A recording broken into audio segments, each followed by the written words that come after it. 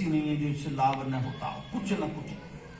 हाँ, उनकी मात्रा न्यूना अधिक होने से हानि हो सकती है, लेकिन भगवान ने कोई चीज ऐसी नहीं बनाई।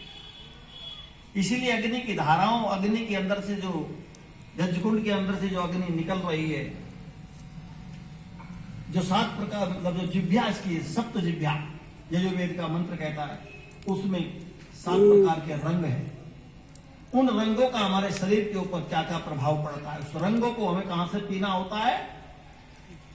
आंखों से पीना होता है, शब्दों को कानों से पीना होता है, और रूप को कहां से पीते हैं जी? रूप को आंख से पीते हैं, श्वास को नाक से पीते हैं, श्वास को नाक से पीते हैं, शब्द को कान से पीते हैं, और पानी को,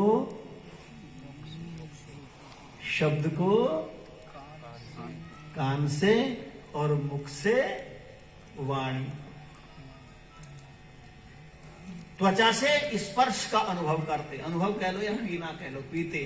जो जिसका गुण कर्म स्वभाव है, जब आंखों से हम रूप को पीते हैं, तो यज्ञकुंड में क्या है? अग्नि का रूप। जब आप अग्नि के रूप को लगातार पीते रहेंगे, देखते रहेंगे, तो उस अग्नि के अंदर आपको अनेक प्रकार के रंग धीरे धीरे दिखाई देने लगेंगे।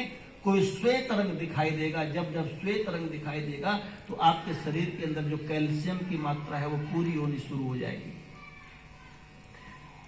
लाल रंग की मात्रा अधिक है, तो रक्त कणिकाएं, जो लाल रक्त कणिकाएं, उनकी पूर्ति होगी।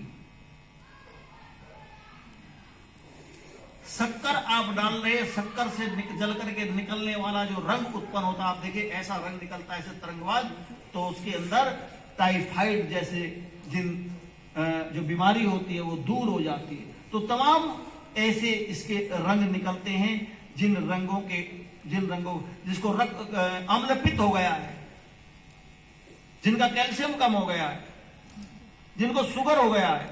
आपने देखा होगा ना रंग चिकित्सा, ये तो यज्ञ की चिकित्सा। कुछ डॉक्टर ऐसे हैं जो हरी बोतल में पानी भरते हैं, नीली में भरते हैं, लाल में भरते हैं, फिर उसे सूर्य की किरण में रख देते हैं।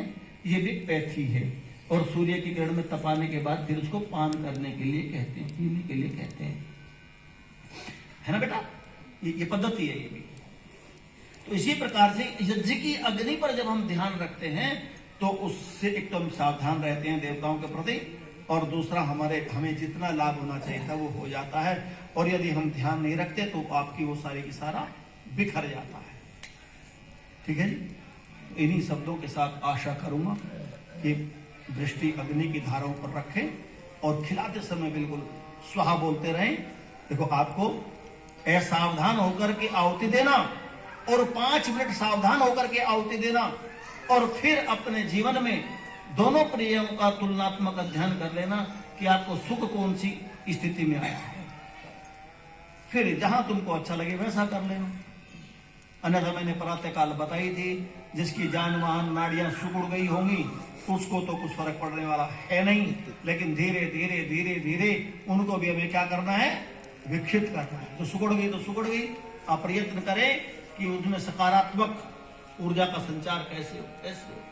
तो इन्हीं शब्दों के साथ वेद मंत्रों को प्रारंभ करते हैं। खुले गले से पीछे बैठने वाले मेरे सभी दिव्य आत्माओं से मैं आह्वान करूंगा, अपने सभी पवित्र भद्र पुरुषों से आह्वान करूंगा कि मंत्र के बाद में खुले गले से स्वाहाकार करें और इस यज्ञ का पूर्ण लाभ उठाएं। ओम।